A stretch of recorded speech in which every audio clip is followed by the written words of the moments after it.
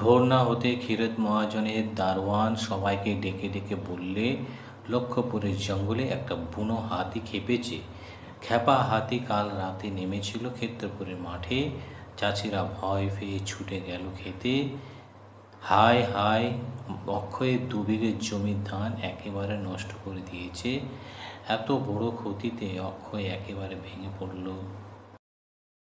সে ভেবেছিল ধান বিক্রি করে এবার মহাজনের দেনা শোধ করবেই। সে 100 টাকা ধান নিয়েছিল 3 বছর আগে। 3 বছরের সুদে তা নাকি 300 টাকা হয়েছে। ক্ষীরোদ মহাজন বলেছে, টাকা না দিলে ওই 2 বিঘে জমি নিয়ে নেবে।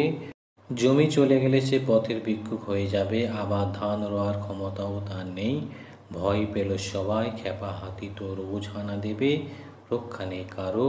কারো চোখে ঘুম নেই, তারা সারা রাত পাহারা দিল, কিন্তু কোথায় হাতি?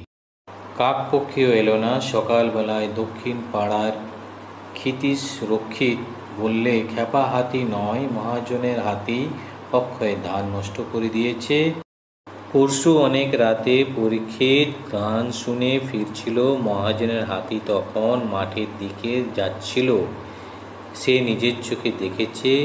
সবাই ক্ষেপে আগুন। মহাজনের বাড়িতে তারা গেল দল বেঁধে। সবাই মিলে বললে, তোমার হাতি অক্ষয়ের ধান নষ্ট করেছে, সে ধার শোধ করবে কি করে?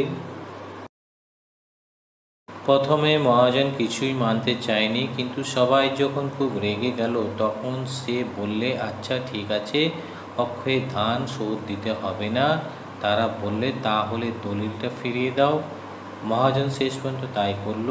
ক্ষিতীশ বললে, চলো আমরা সবাই মিলে অক্ষয়ের জমিতে ফের ধান রুইয়ে দিই।